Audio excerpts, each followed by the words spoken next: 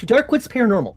As always, before we step into tonight's discussion, I want to take a moment to introduce the woman who helps guide us through the shadows each and every live. Our investigator, our co-host, and producer, Raven Knight. Welcome, Raven. How you doing today? I'm good. Raven is deeply involved in field investigations, research, and case analysis, and she plays a critical role behind the scenes, ensuring that what we bring to you isn't just compelling, but thoughtful, grounded, and responsibly explored. We're fortunate to have her as be a part of this journey. Thank you again, Raven. I appreciate it. Now, before we continue, DarkWoods Paranormal is produced under Unbox Media LLC, a creative and consulting agency built to help individuals create businesses, bring their stories to life. Unbox Media specializes in content creation, digital marketing, brand advertising, and strategic consulting, helping brands not only tell their story, but align it with their vision. If you're interested in marketing support, our creation, contact strategy, our consulting, you can reach out to us directly, DarkWoods Paranormal, and we'll contact you with Unbox Media LLC. And while we're talking about our partners, places that understand atmosphere and experience, I'd like to talk about Shaker Cigar Bar. Tonight's show is also brought to you by them. They're located in Milwaukee, one of the most haunted bars in America. Located in the heart of Milwaukee, Shakers often offers handcrafted cocktails, premium cigars, rich history, and more than a few lingering spirits. Whether you're there for the atmosphere, the stories, the food, or the chance encounters with something unexplained, Shakers delivers an experience you won't forget. Now, let's turn attention to my favorite guest. Tonight's conversation. Tonight's discussion is not about a single haunting, a lone witness, or a place bond one moment in time. Tonight, we're stepping back and looking at the bigger picture. Across the world, people have reported an escalation of the unexplained, shadow figures of the edges of our vision, UFO encounters that no longer feel isolated, dynamic manifestations, cryptids, occult symbolisms, and ancient philosophies resurfacing in modern language. The question is no longer if something is happening, but what does it mean? Is humanity witnessing the early signs of an approaching end? Are we standing in the edge of a profound transformation of human consciousness itself? Our guest tonight has spent years exploring that very question.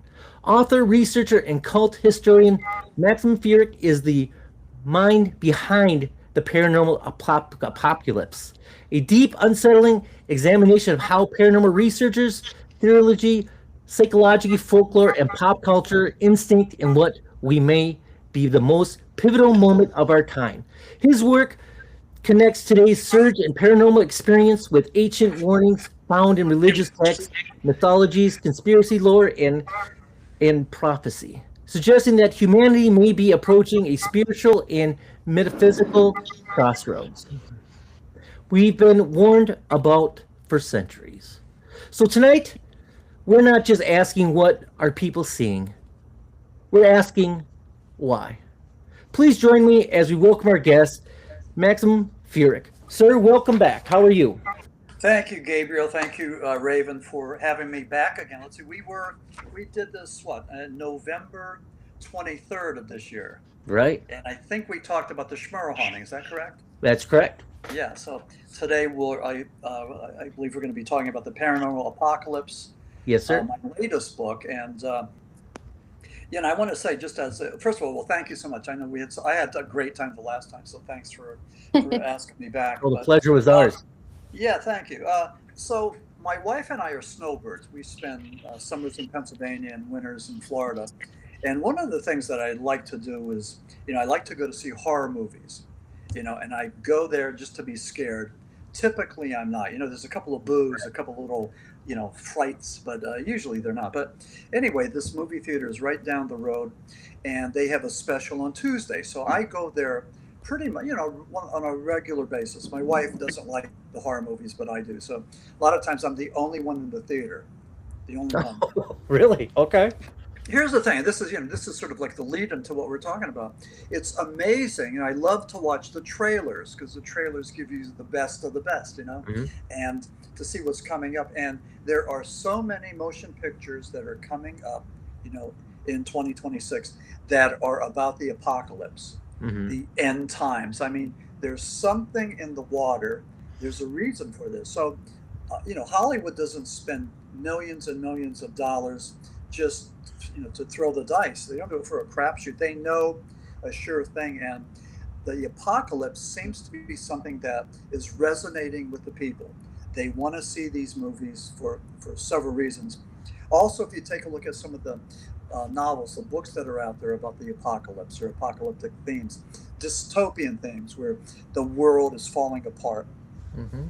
uh, there's a lot of that happening. So I think during times of crisis, and let's face it, I mean, this whole country's been turned upside down in so many ways. I mean, every single day there's another drama, Right. and that we have to deal with. And but anyway, I believe that dystopian literature and apocalyptic motion pictures are pretty much all the rage, all the norm, and I think we're going to be seeing a whole lot more of them. Whether it's being visited by zombies or vampires or mutants or whatever the the apocalypse brings us, but it's a subject that I think everybody is aware of, thinks about, and I certainly do. And I wanted to write a book about it because I just thought that was something that at the time was really I found fascinating.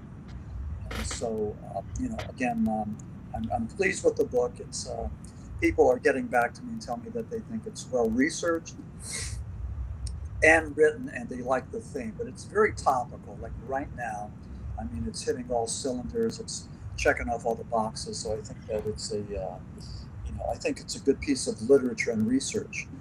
Again, it's called the Paranormal Apocalypse. Is this how it ends? I love that.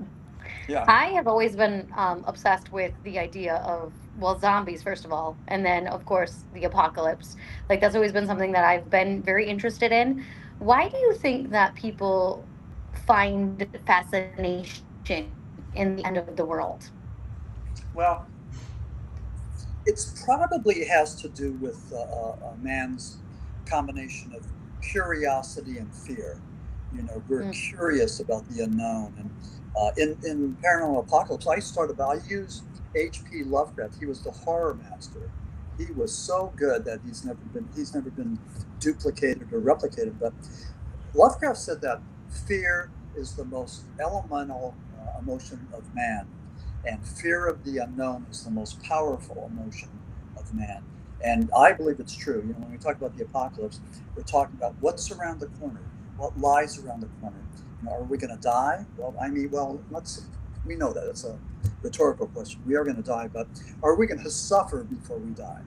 And Hmm. then with that, how are we going to die? And I talk about I look at all the cards. I mean, it could be from a nuclear war, it could be from some environmental crisis, it could be from some weather event, it could be from some pandemic. And be scared about that because the way things are going now, with uh, the United States no longer being associated with the World Health Organization, with some very disturbing things happening with the health department, whatever they're called, the FDA or whatever. I'm concerned about that. So we need to see what happens. But it really started big time in 2019 and then 2020 when we had COVID. And typically with a crisis like that, a pandemic, an epidemic, what you do is you quarantine, you get inoculated, you wear a mask, you wash your hands, you do whatever you do, social distancing, you do whatever you can to stop the spread of the disease.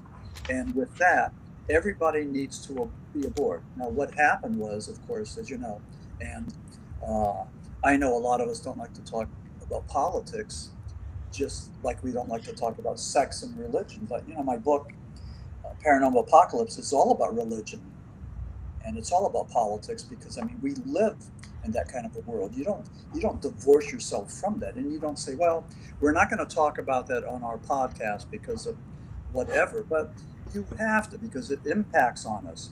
I mean, how you feel today is being impacted on by, our commander in chief, and by what's happening every single day, whether with the economics or the threat of a war or whatever. So I just think that we look at this, we're curious about what's going to happen, but we're able to conquer this through curiosity. So that wonderful combination of curiosity and fear. The little kid looking under the bed for the monster, or looking behind the closet door for the monster. That curiosity, helps figure out what's there, as does dystopian literature and apocalyptic motion pictures. So all of this stuff is therapy for all of us. We see this thing, we see the world exploding and dying, but we see it vicariously. So it's impacting on us, but at a safe distance. So we're able to do this safely. So all these books, all these things, and my book as well, are therapies. And I think that my therapy is like, you're okay. Just be your own person. Use rational thinking. Don't follow the crowd. Don't be a lemming and go over the cliff. So just be your own person, and don't be driven by fear, as a lot of us are. Well, on that, if I may, I think you're right on point. Look at Three Eye Atlas. How the hysteria of people. That was one of our largest episodes of over 2,000 people listening to that episode alone. So that was a biggie. And I remember COVID. I was actually I was actually fascinated by how quickly people assimilated and covered our identity by wearing masks, right? And I'm not saying masks were good or bad. I'm just saying how quickly, within days, everybody had masks. And I remember walking to a bank at the first time, and just feeling off, because here I am hiding my identity, and it's something that goes against tradition, right? You're not supposed to cover your face when you're walking to a bank, right? Unless you're robbing it, and the hysteria that came with COVID as well. I remember people not wanting to contact people. I was in the benefit of not living in a big town structure. I've always been kind of out in the woods. So my region was a little bit different, but as we explored into the city, things were much different. I remember COVID alone, all the restaurants that went bankrupt, and businesses that went down just because of the lack of business. So it kind of reminded me, as you're talking about, how fragile we are as a society. Yeah. One thing, I'm a former drug and alcohol counselor. We typically use a thing called harm reduction.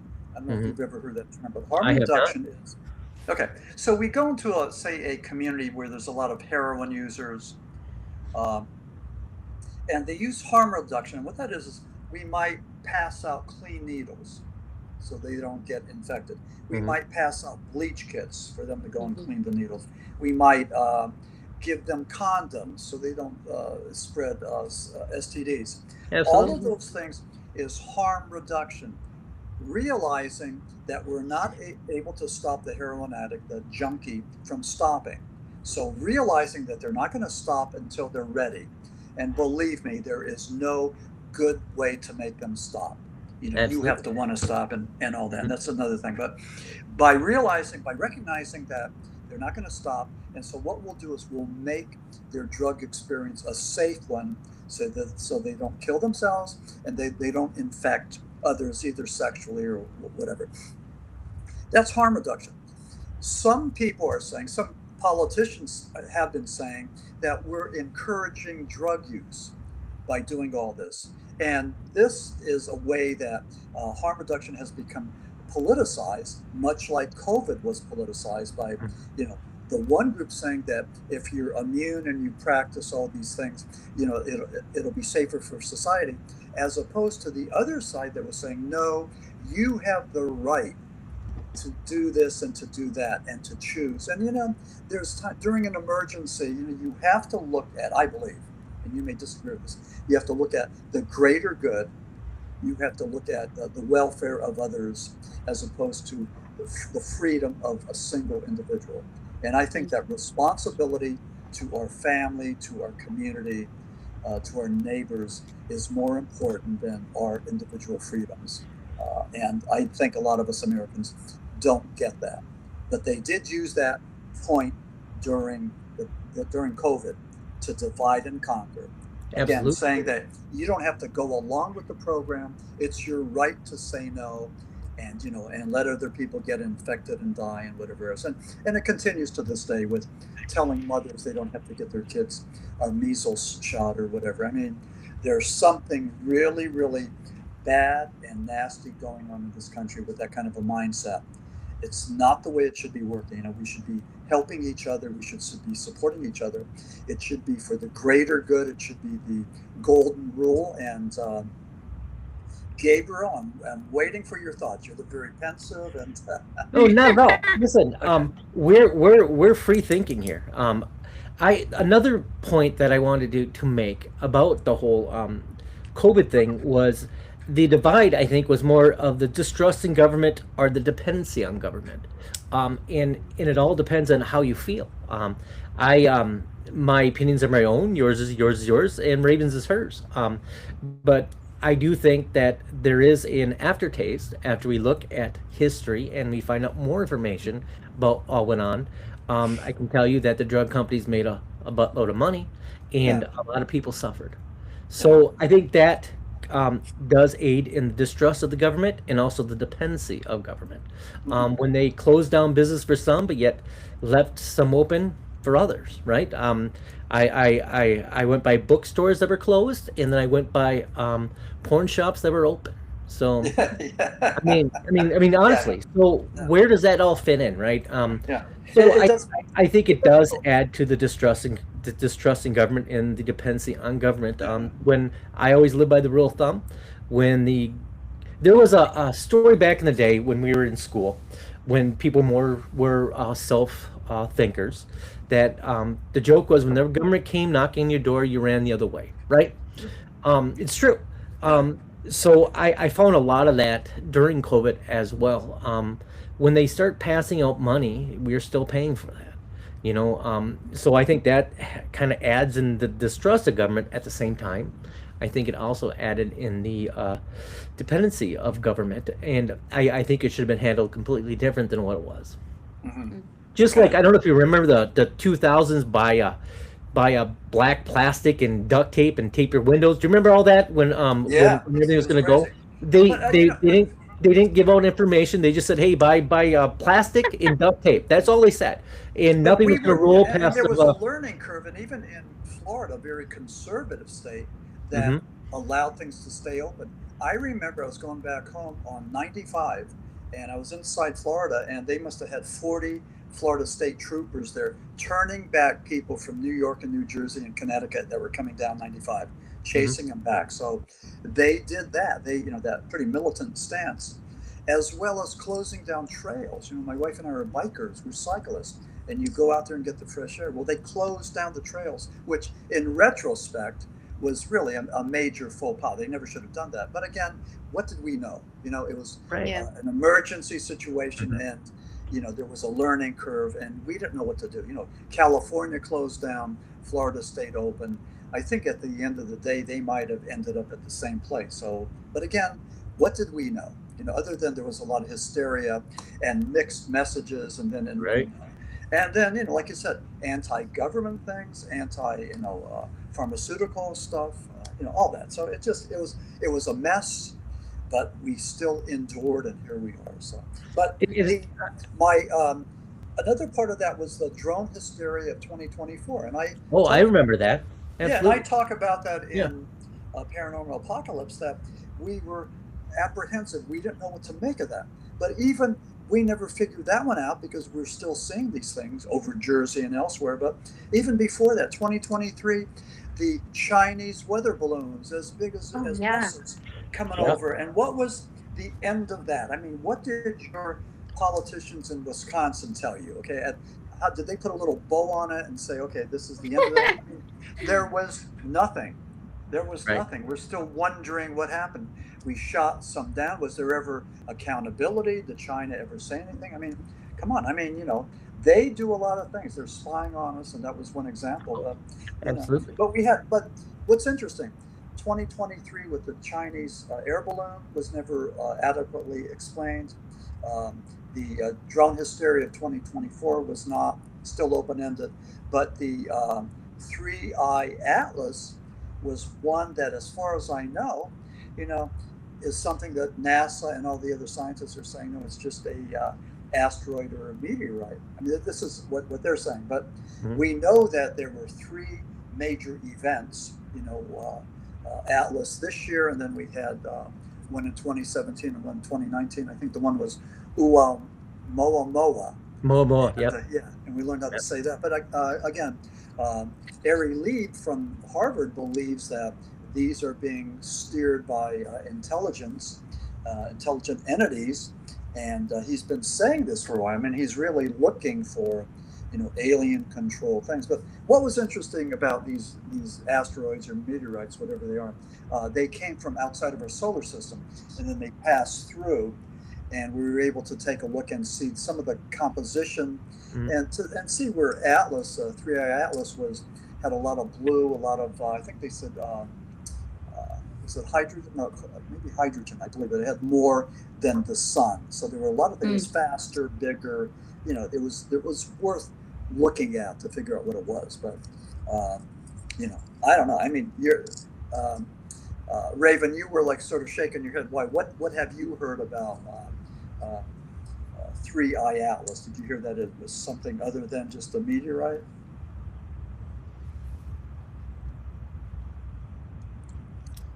Is she Do you frozen? believe that it was something? I froze for a second.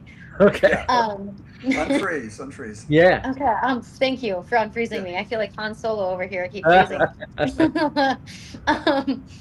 I secretly, and this is terrible, I think I wanted it to be aliens. Yeah. I secretly wanted it. That's terrible.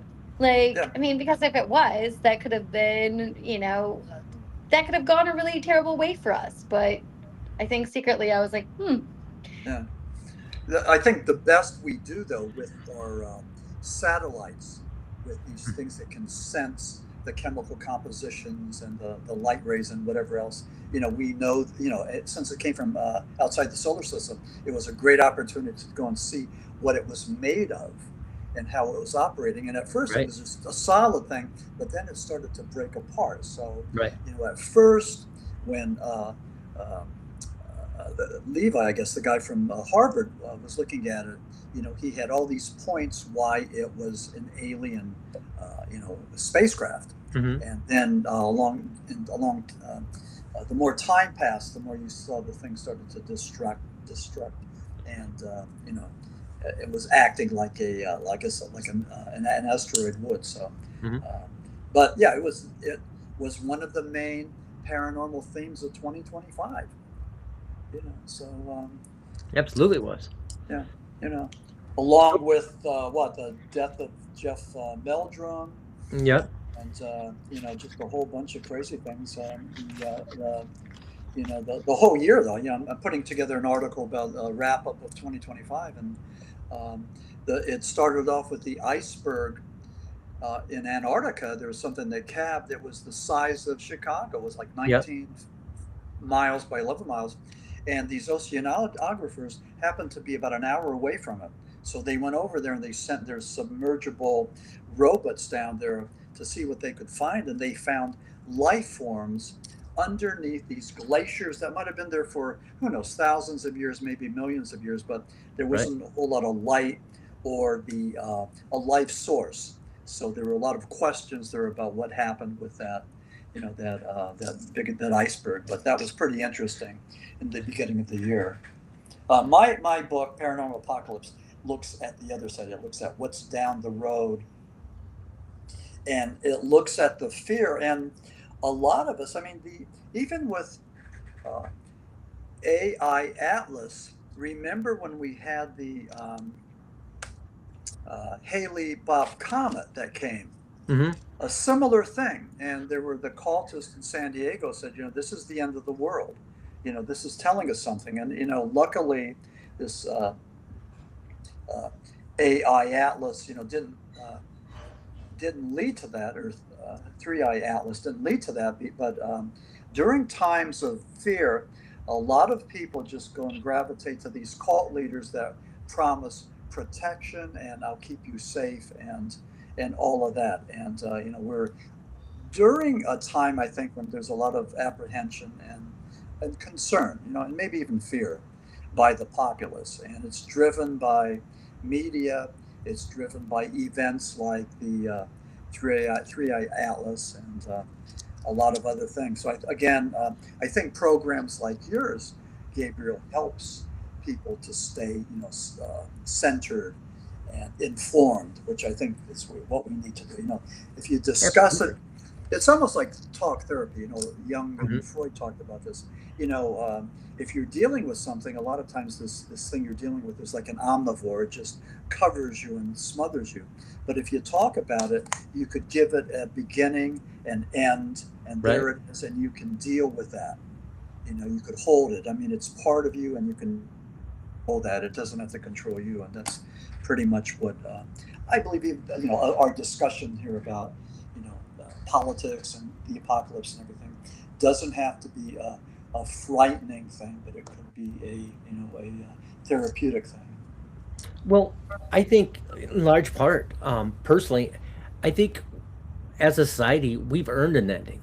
I mean, if you look through history, we've came so close so many times. Creatures bigger than us, the dinosaurs, were wiped out by a meteor from outer space, right? So, I mean, our own demise is happening. It will eventually happen, whether through distrust of government or through our own undoing. Personally, I think as a society, we probably earned a ending that suits how we live. Yeah. And as far as the dinosaurs being destroyed, I mean, I'm sure there's a lot of people who say, well, that's not true, and there's other theories, but they called it the KT event. There was a asteroid, huge, that hit the Yucatan Peninsula, and we were able to go there and find out exactly, I mean, tracing this, going down, millions of years to look at the rock stratum.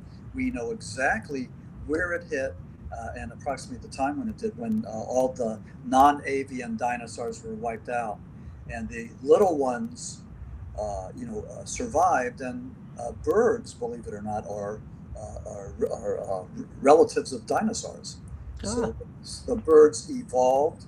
The small birds, because the large dinosaurs died, but the small ones evolved and were able to survive because they were smaller. They didn't need vast as much food and everything. And similar to Gigantopithecus. If you read my book, The Lost Tribes of Bigfoot, Giganto, the largest primate, ever, died because it was too big to climb the trees and get the fruit.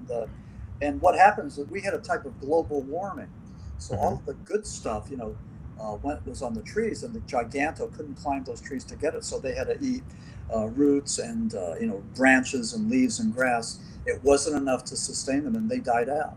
Because of their size. So I think that some of the discoveries, with the biologists and archaeologists, is just so fascinating, and I'm just amazed at some of the stuff. But you're right about the dinosaurs dying out. That was, we know, when that happened and why it happened. I think the element was called iridium, I believe, and they were able to find this iridium from outer space in the rock strata, where, when that asteroid hit. So. Well, as a society, just any being is reliant on Earth's cycle, right? You cut off the sun, Food can't grow, you wither and die. You freeze the water, we can't drink, we die. Hmm. As a society, we can't get along, we eat our own, we die. I mean, Yeah, that's just a natural cycle, I think. yeah, yeah. I know one of the best apocalyptic books that I read was called The Road with Cormac McCarthy, I believe. And he, as an author, I mean, I love his stuff, but he violates every single rule. No periods, commas, whatever. It's just like it's anarchy. Hmm. It's literary anarchy. But the book was about a father and a son. I think the father had the son in a wheelbarrow, and it's the post-apocalyptic world. Mutants and cannibals and all this stuff. He has to. His only duty is to keep his son alive, but he has a gun with, I believe it's one bullet, and he's saving that for his son in case things get so bad he'll kill his son, Hmm. just to save him from these cannibalistic mutants. But uh, those scenarios about the end of the world are just so fascinating, and it sort of tells us a lot about ourselves.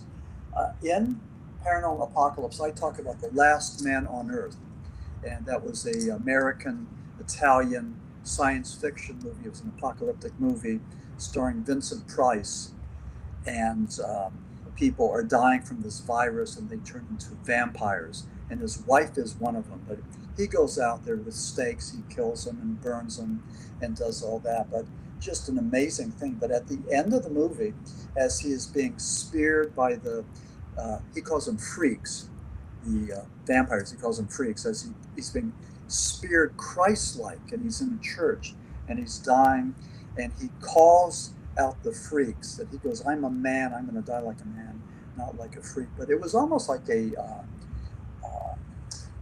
a celebration of humans, Absolutely. over these people. But I certainly recommend your listeners to take a look at The Last Man on Earth, starring Vincent Price. It's really good, and I have a chapter about that. I mean, I talk about that. I mean, that movie.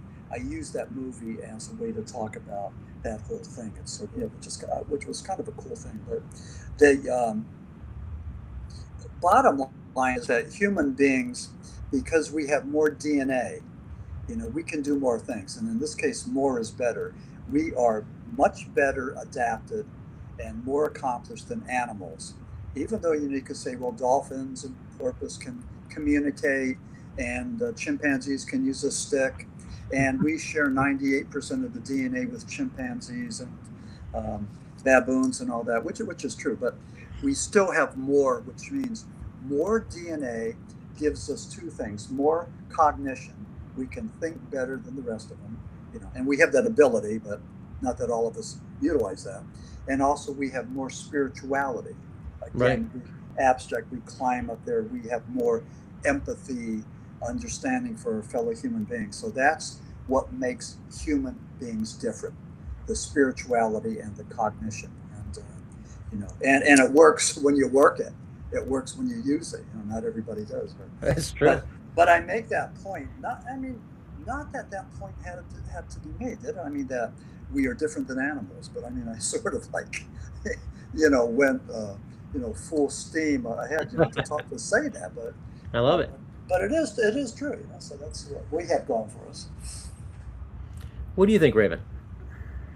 Oh, hi. I think that well, I don't really know. I actually just wanted to ask Maxim this question that's kind of been burning, about what do you think would be probably the most likely case scenario for humans in their extinction.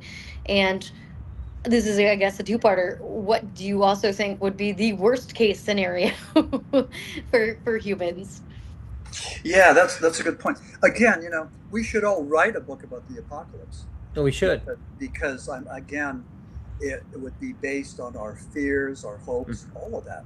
But let's just say that there was some kind of a nuclear event where they would take out the power grid, and then we would start getting bombed, and then you would have the nuclear winter where there was a lot of radiation, Mhm. and things died, things were barren. Some of us would live, but then again, we would want to survive. So I think there'd be a lot of fighting. There'd be a lot of tribalism, tribes fighting tribes, and at the end, it would have to be a point where we worked together for survival.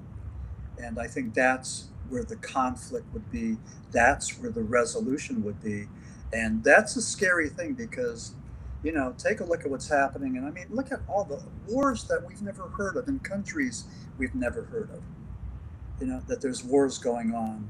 Absolutely. So, I think that it would be problematic because, we don't play well together. We don't play well together at all. And take a look at the United States of America and look at all these mass shootings, and maybe you could explain why that's happening. I mean, there's something going on. There's something in the water. There's a lot of anger and rage and hostility, and a lot of blood being flown on the streets. I don't know the cause of it. I think there's mental illness. I think the accessibility to guns. I mean, there's a lot of reasons for it, but the United States is unique in that we have, more mass shootings than other countries, and it's a sad thing. It's really sad. I mean, we're almost numb to it. We're immune to it because every day there's another college campus where people are getting shot and killed. And, Right. that's horrible. I mean, don't talk about vampires and mutants and aliens and all that. I mean, talk about human beings with guns that are, I mean, it's a sad thing. It's an evil thing. It's an evil thing. So. The fascinating part, I think, about thinking about the end is you also have to reflect on the beginning. So I think, in a way, it makes individuals that are conscious enough to be free thinkers, to examine how they live, right? So to know that there's an end is what happens afterwards. So that's what I think is fascinating about anything when it comes to the end. Is it eventually everybody's going to be faced with what happens now, which I think the next thought is, how did I live to get to this point? So I think that's fascinating. It makes us examine, how we treat others, how did we live our lives, and I think that by itself kind of shows how we destruct, right? I mean, if you going back to the guns, I think the big part with society right now is the ability to agree to disagree, and nobody wants that anymore. They want to be everybody wants you to agree with them, right? I don't want everybody. If I was in a room and I was making a decision, I don't want everybody that thinks like me, because you lose the perspective. I want other people that think other ways, because then you are representing everybody.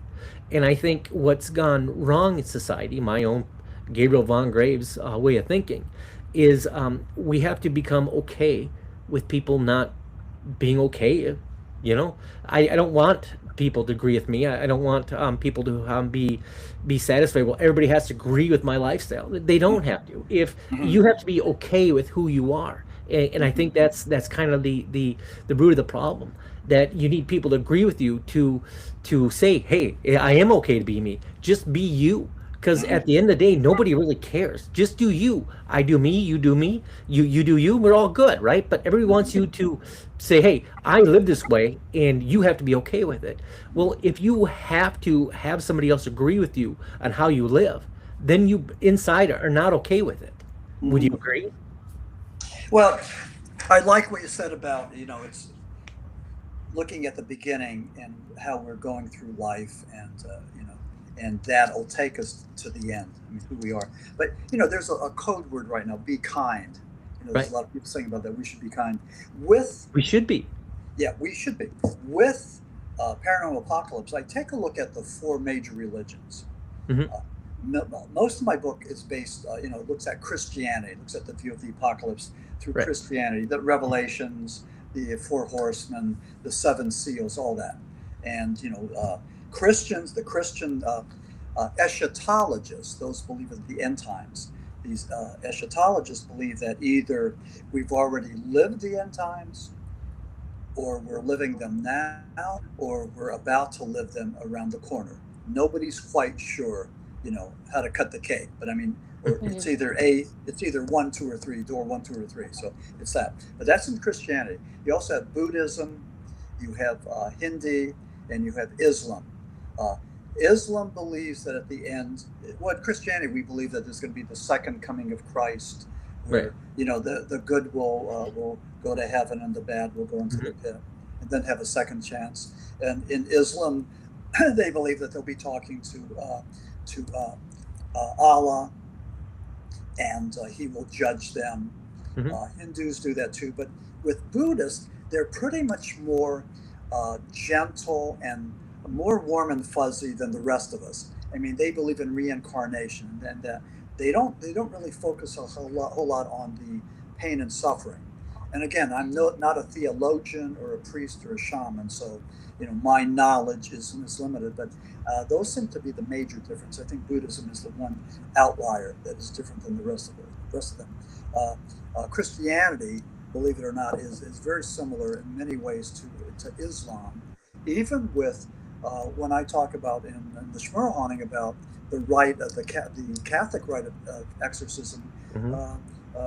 Islam has a rite of exorcism that is much like the one in Christianity. So there's a lot of parallels there. But with the end times, with eschatology and the apocalypse, the key element is fear.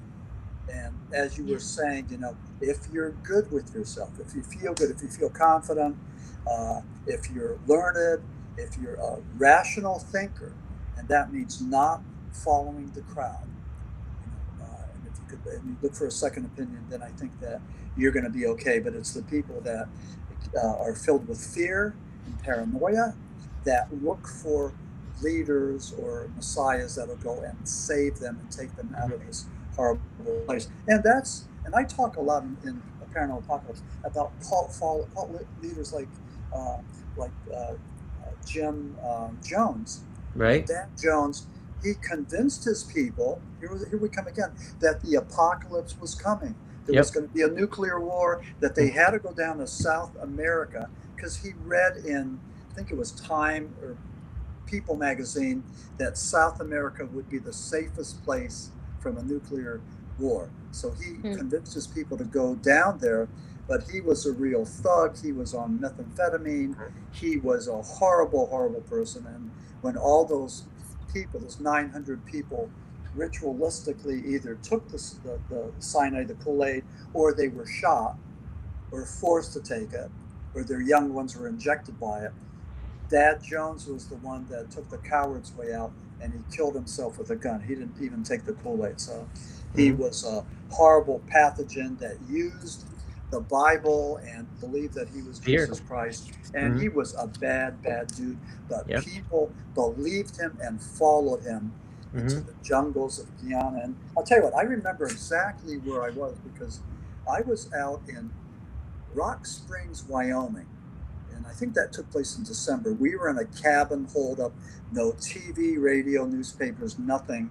And we came out of the outback after over a week to civilization. And the first thing we heard, think about this, the ritualistic suicide of 900 people in Guyana. I mean, that was my...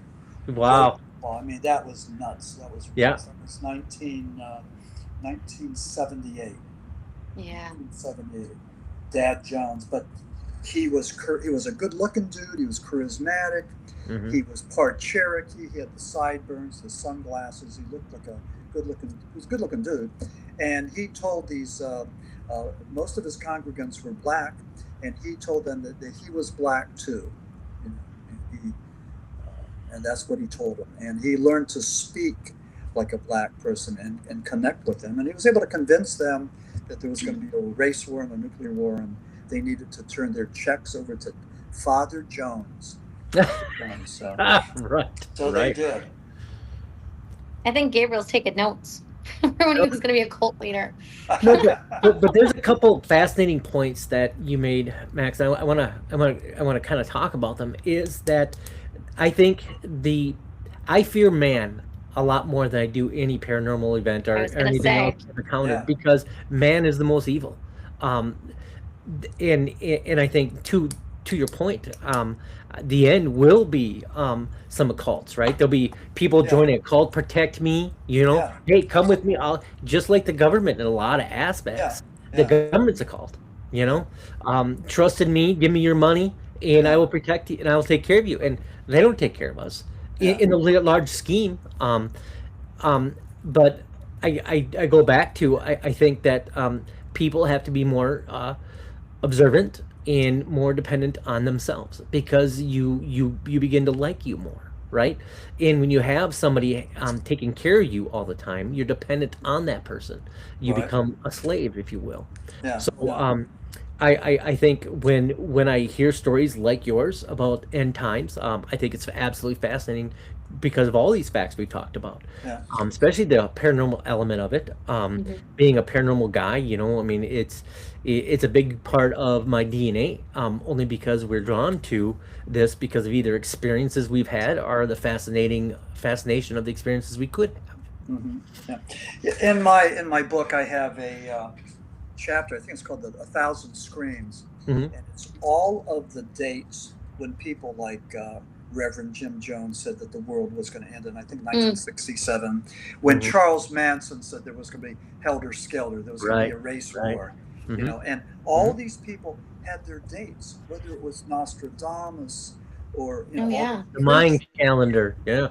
church leaders. I mean, I have Yep. page after page after page of this, and it's just amazing. And after the date doesn't come true, then usually a lot of times the religious leaders say, "Well, it's going to be next week," So, um, but the Millerites were one group that believed the end was coming, and I think it was William Miller was their cult leader, and he was saying the world was coming, and they gave away their possessions, and they went to the top of hills and mountains to await, the heaven being called up to heaven and all that, and so that didn't happen. But I mean, there were a lot of people that buy into the end times, and when they're going to come. So this is a significant thing. But again, I think my book is important because it's right there, maybe in the middle of this or preempting it. I mean, talking about it. And I mean, this is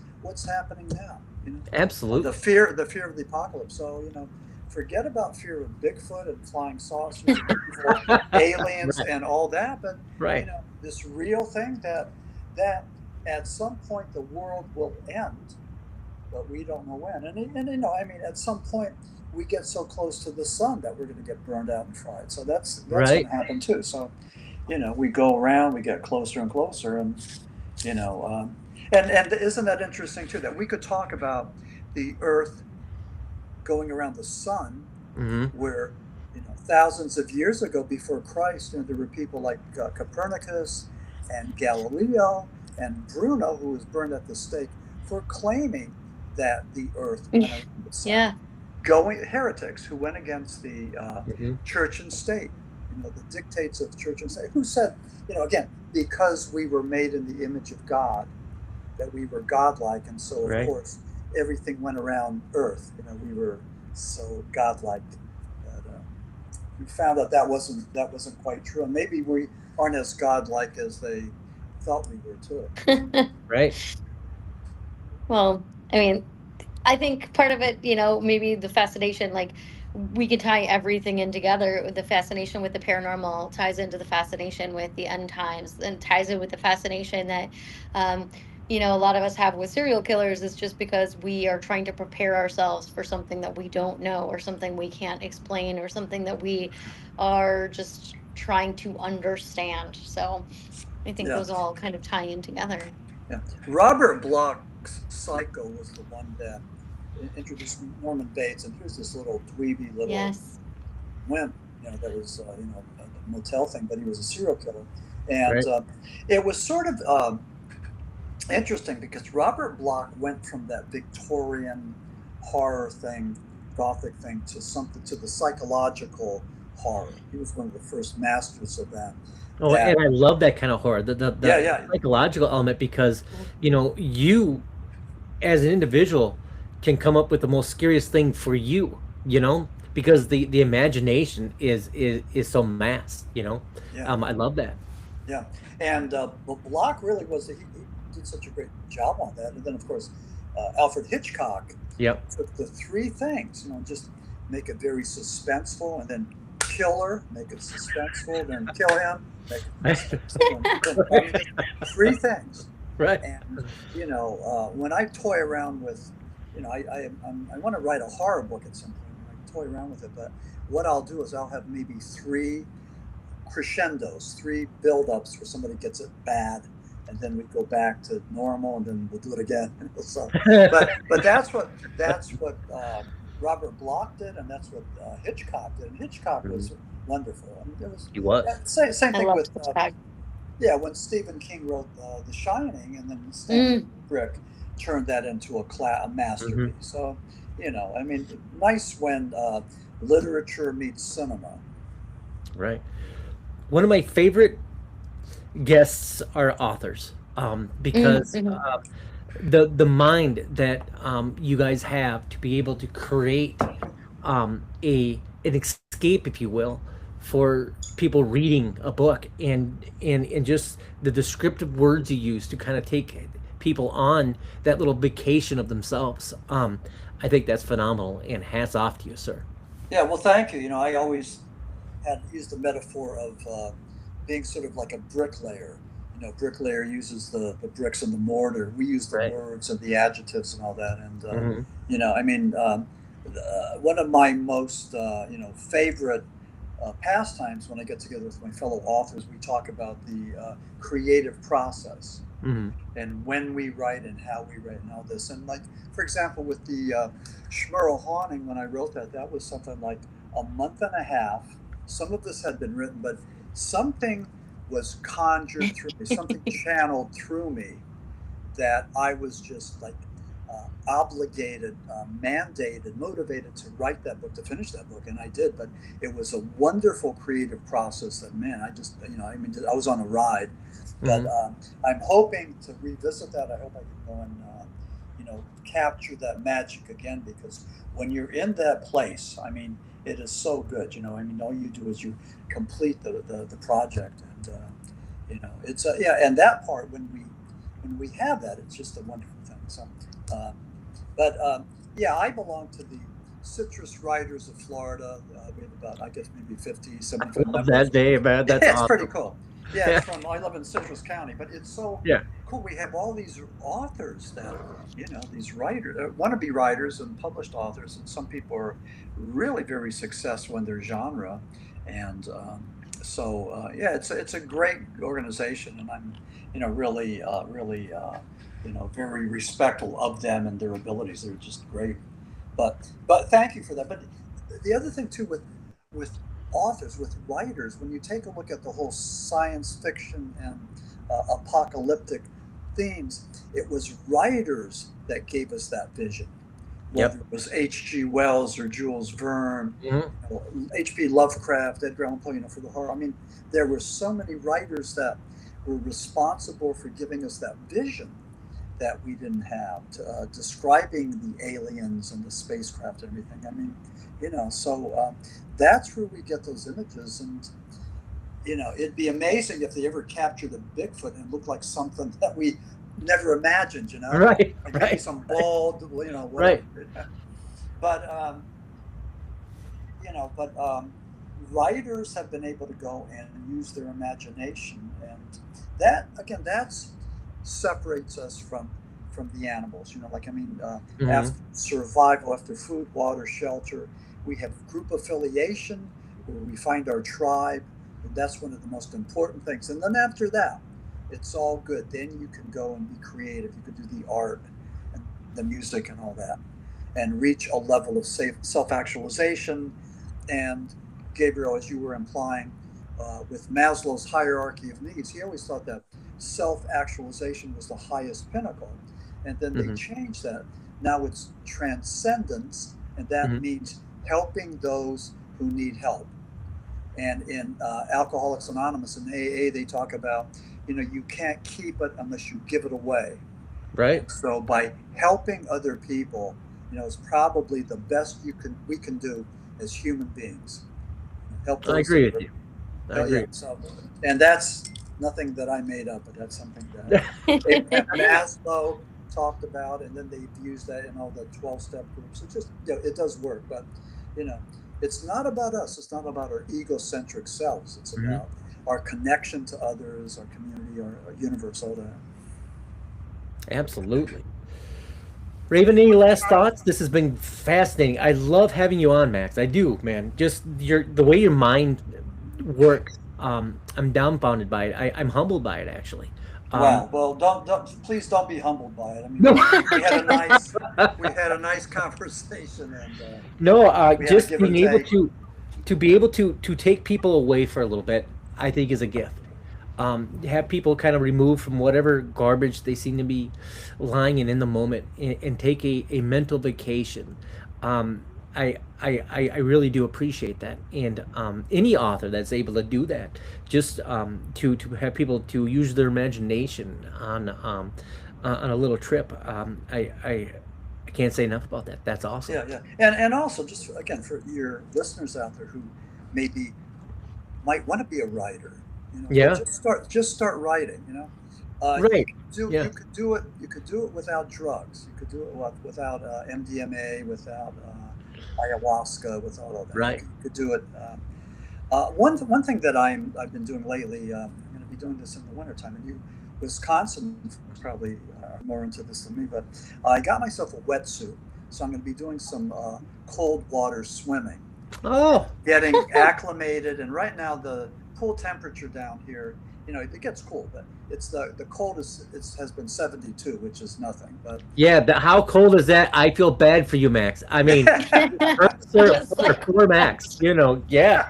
We're like -5 some days, but yeah, you're freezing there. I'm talking about the water temperature. So anyway. Oh, okay. So when the water gets more like 60-ish, I'm going to be trying this out with my wetsuit. But 60. again, it's really a cool thing. It's a good therapy. Oh, sure.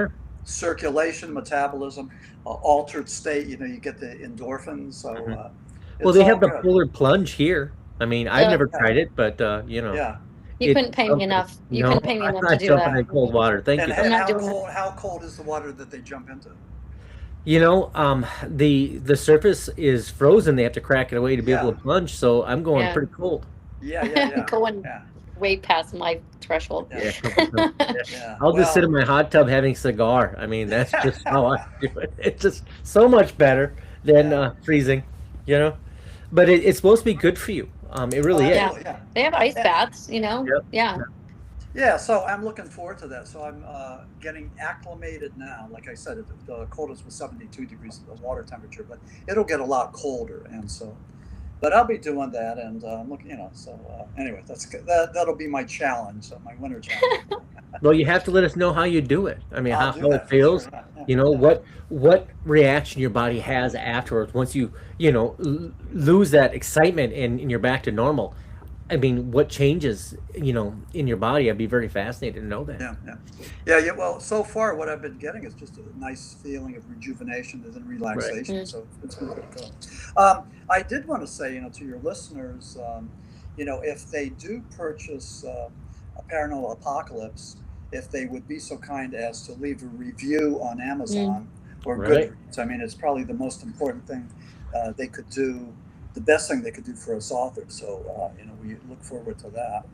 Well, on that, why don't you tell our listeners how to get a hold of you, who you are, and I think half the fascination is knowing the author behind the works, because that's what I love the part about it. So why don't you go ahead and take a moment and tell our listeners who you are, how to get a hold of you, and some interesting facts about you. Yeah. So I'm Maxim W. Furek, paranormal author, former rock journalist and psychologist, and now I'm just taking a walk on the wild side of the paranormal. Right. And again, this was totally unexpected. I wrote a book about the Shepton mythology 9 years ago, 2016, and that opened up the doors unexpectedly. Again, I didn't go looking for it. The paranormal found me. It stalked me and hit me over the head, and that's where I am now. But I found a demographic, I found my voice, and all I want to do is I want to go and contribute to the paranormal realm. I want to maybe help by defining what the paranormal is, by researching things like demonology and flying saucers and cryptids. And my current fascination is with haunted houses and ghost hunters. So all of that. But I mean, it's all part of the collective, the whole thing. So, that's what I want to do. But I appreciate, being on podcasts like this. I'm a prolific podcast interviewee. And as a matter of fact, if anybody's keeping count, tonight's podcast on DarkWoods Paranormal is number 90. I've done 90. Wow, good for you. And 2 of them on your program. So yeah, thank you for that. Yeah, and, thank you. For sure. And it's kind of neat because I was at a book signing presentation yesterday in Inverness, Florida, and I have a big banner with the Lost Tribes of Bigfoot. And these people came up to me and they said, Maxim Furek, they said, I've heard of you. I've heard you on these podcasts, which is like the most validating thing, you could hear. Or like when somebody says, hey, I read your book and I liked it. I thought it was wonderful thing. And a lot of times as authors don't get that kind of feedback. A lot of times we're working in a void. And so that's too bad. But anyway, that's my story. My website is www.maximfurek.com, and if your listeners want to connect with me, maybe get an autographed book, they could do it through the website. Any future plans? Yeah, I'm dabbling with a book on haunted houses. So, we'll see where that is. But I'm putting something together, and it's looking pretty good right now. And it seems to be a big thing with all of the conventions and conferences at alleged haunted mental institutions or prisons. It's a big thing. So we're seeing that may be my winter project. So I've been putting something together. So that sounds like a good project. That's right up our alley. I've lived in haunted houses. I've taken up residence in a houseboat yacht, if you will, for several years of my life, actually. Oh, wow. So that topic is near and dear to my heart. So was it a scary thing? Yes. Yeah. Okay. Yeah. It was. To the point that my wife and I actually moved out of the house at a big loss expense to us because of it. Just for mental security, getting out of that area. And I think when it comes to the paranormal, when it comes to haunted houses, Raven and I have been at the Sally House. It's another location that'd be really great, I think, for your book if you haven't already put your sights on it. That kind of lands at a psychological level, and I think Raven can contest to that.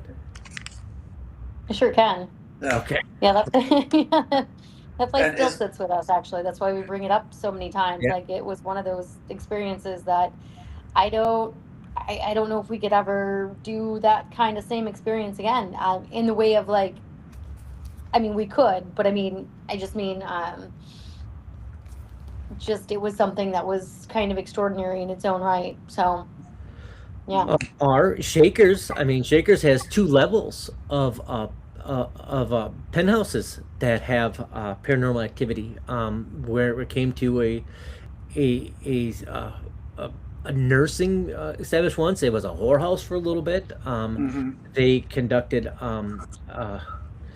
surgeries there. It was it's just a bad area. Oh wow! There's a lot of history. When I say bad, I think elements when it comes to haunted houses or buildings, what they're made of, I think, helps hold in the energy, or at least track the energy. It stays in wood, brick, near water, stuff like that. And even land itself, war zones, that type of thing. Places and elements do have a way of holding on to memories. So I'm fascinated. I'd love to have you on after you write that book and for sure. More to you about that. Absolutely. Okay. It'll be more than a month and a half, though. Absolutely. I was gonna say we'll have to have him on for part 3. Yes, and then 4 or 5. I don't know. Why not? Why put a number on? We just keep on going. Yeah. I was gonna say we had to have you on again just because the first time we had you on, we found you such a fascinating Our person and audience great really found you research. fascinating. Actually, we had a lot of comments on your energy, your just you as a person. People found you fascinating. So just like me, I was actually very excited when Raven told me that we're having you back on. I was like, yes, I can talk to you Yeah, again. no, He I was do very appreciate. I remember the excited. first time around. I remember I was don't. I mean, it wasn't that I was smoking dope or anything else, but I was so giddy. Like I was just like it was. I found everything humorous, you know. But Right, right. it was. And I think that's the beauty of it is knowing the person behind the books. I think Yeah. is to me is a lot of drive. When I'm reading books, I want to know about the author. What about the guy that is going to intrigue me to buy the book? And I think there's very little about you that doesn't intrigue. You Yeah, know? well, thank you. Again, the thing about the reviews on Amazon, it's the toughest thing for us authors to do. For some reason, people will read your book, but they Right. won't write a review. Either Mm. they're afraid or they're not confident. I don't know. I'm not sure what it is. But when you get those reviews, I mean, it's like the universe is recognizing you. It's just Right. so important. And, Paranormal Apocalypse has just been out, so we're waiting, for that to resonate. But Squirrel Haunting was able to get 20 reviews on Amazon in a very short time. Oh, So good. we're hoping that that's going to continue. But I mean, it's a good thing, and it's sort of like lets people know that there's interest in the book. It gives Hmm. it some Yeah. kind of validity. There's some Absolutely. Mm. significance to it. Well, buy Max's book, both of them on Amazon to his website. All of Leave a them. review, all of them. Leave a Yes. All of review. them. Let them know what you think. Let others know. I know personally when I buy, I like to read the reviews. So Mhm. I think that's a very good way to send a message and let other people know what a wonderful read it was. So Hmm. once again, I want to thank you for being on. Raven, are you good if I close out? I am good if you close out. Just again, thank you, Maxim, for being Okay. on. We'll have you on again, I think. I just maybe Oh, this will yeah. be a Thank you so much, and every couple thanks. months occurrence. And We'll thanks go for the up. wonderful promo, the great MP4s. You guys did an Right. awesome Well, job. I mean, wow. fantastic. Why don't you hold on a little bit once we get off air? Yeah. So, as we bring tonight's conversation to a close, one thing is clear. Wherever you choose to believe, something is changing.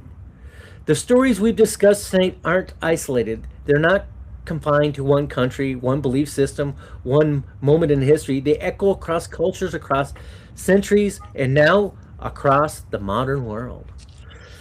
Our guest tonight, Maxim Furek, has spent years exploring the patterns to his book, The Paranormal Apocalypse, and I know I screwed up that word, I apologize.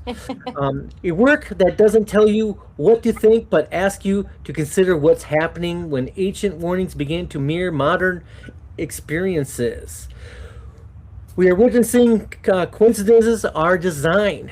We want to thank Max for joining us tonight, for his insight, his research, and his willingness to step into conversations many are afraid to have. Because the most dangerous moment isn't the end itself, it's the moment we stop paying attention. From all of us here at DarkWoods Paranormal, thank you for spending part of your evening with us. Stay aware, stay curious, and most of all, my friends, do stay safe out there. Thank you very much. Thanks, everybody. Good night. Good night.